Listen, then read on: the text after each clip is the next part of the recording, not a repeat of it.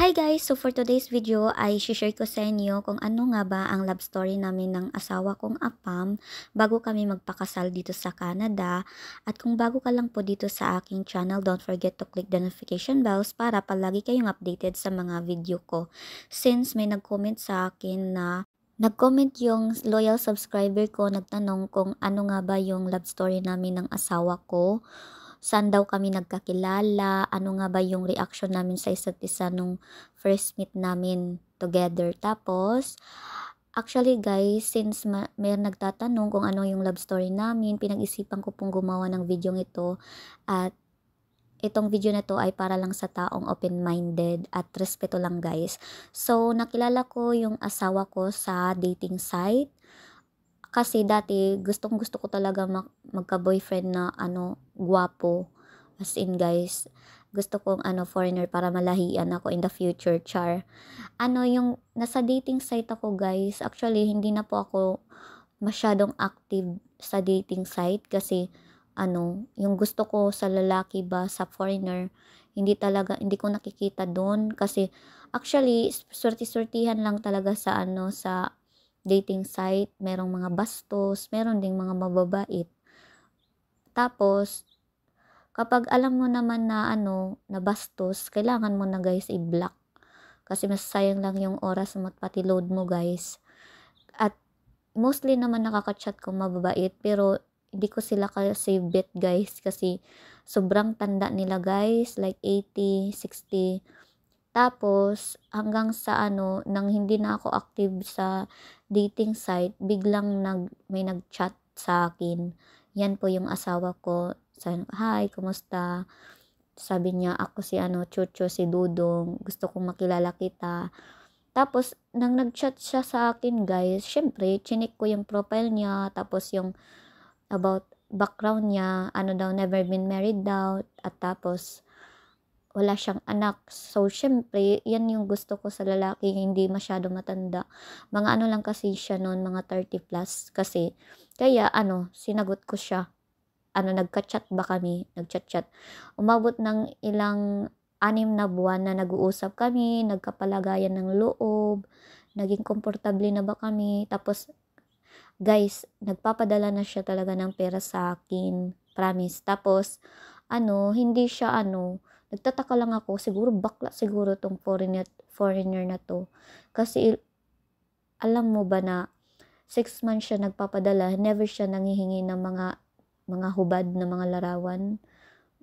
Hindi siya bastos guys, as in. Kaya na-curious ako sa kanya, siguro bakla to. Tapos, nagtanong ako sa kanya na, bakla ka ba? Bakit hindi ka hindi mo nagpapadala ka ng pera tapos hindi ka nanghihingi ng mga alam mo na yung mga picture ng mga hubo-hubo ba.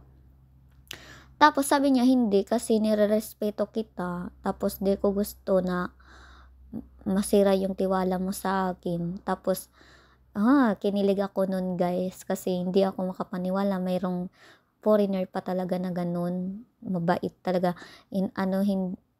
hindi ba humihingi ng kapalit.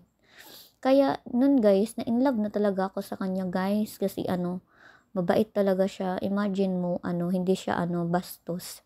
Kaya yun yung kaya hanggang sa nag-decide siya 6 months 'di ba kami nun.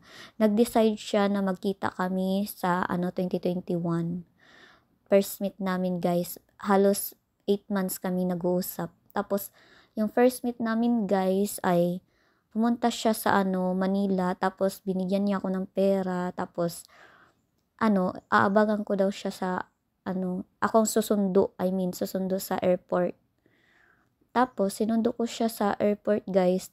Medyo alam niyo nang ito, medyo natatakot ba? Ano ba 'to? Baka ano ba yung baka siya ma-disappoint sa akin ba kasi ang late-late ko talaga guys. Tapos syempre may halong excited na may halong kaba. Tapos I was thankful na nandiyan yung stepmom ko. Naga-guide siya kasi minake sure ng stepmom ko na mabait yung imimit ko ba.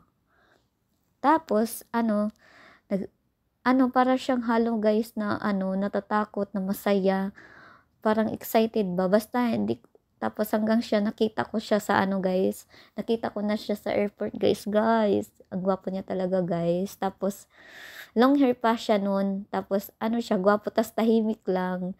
Tapos ako tahimik, tapos syempre, kailangan makipag-meet ka sa foreigner, kailangan talkative ka, tapos, caring, sweet, dapat hindi ka boring, alam mo naman na, nag-aksaya siya ng malaking pera ba para lang ma-meet ka niya ba. Tapos yun, hanggang nasa na kami sa kinis niya pala ako guys sa sa lifts, char. Tapos, yun. Tapos, nandun na kami sa sa hotel. Wala na guys. Sinuko na ang bataan ni ante. Kasi gwapo ba naman guys. Yung unang tingin ko sa kanya, na lalaglag na yung panty ko guys. Pero at least, siya yung ko ha. Pinagdasal ko na talaga na siya yung last ko na. Tapos nag-pray ba ako guys na, okay Lord, ibigay mo na to sa akin kasi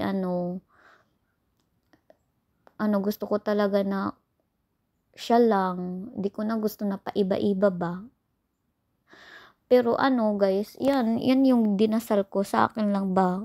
Tapos pinray ko mabait siya, di siya magbago. Sana kung umuwi man siya sa kanilang lugar, isipin niya pa rin ako. Tapos hindi pa rin siya magbago, mag-chat pa rin siya sa akin.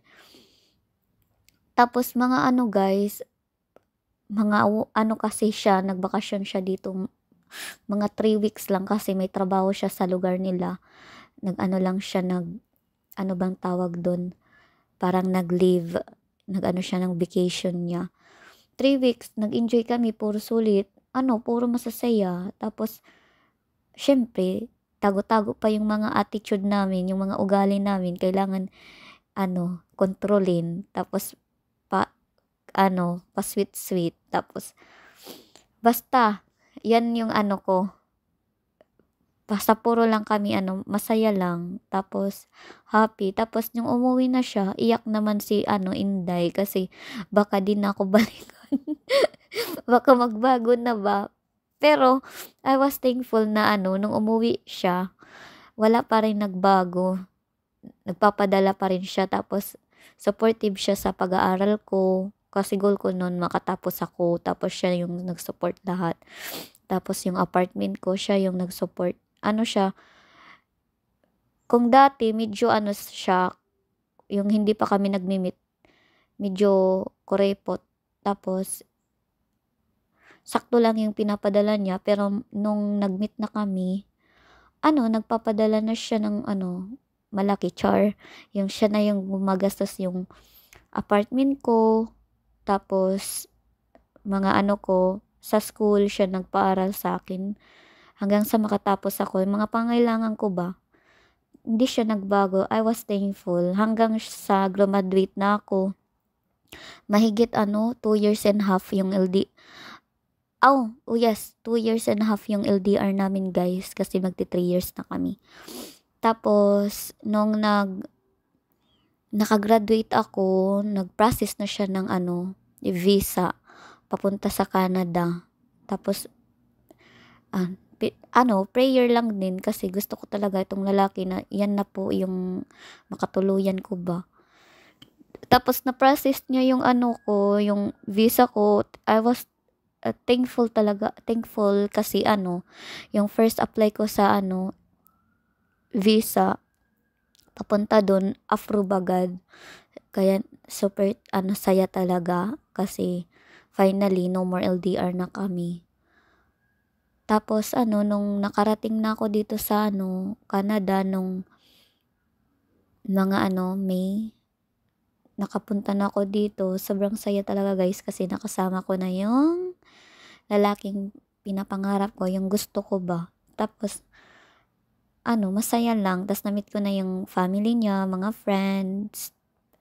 Nung pumunta ako dito sa Canada, sobrang saya ko guys. Walang mga marites. Ayahay yung buhay ko dito.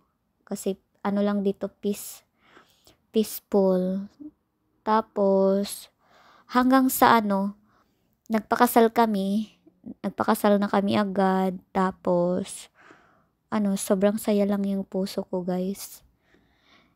Ano, kaya kung may ka-LDR din kayo dyan, tiwala lang sa sarili at dasal. Tapos kung para sa'yo talaga guys. Yan lang po. Thank you for watching.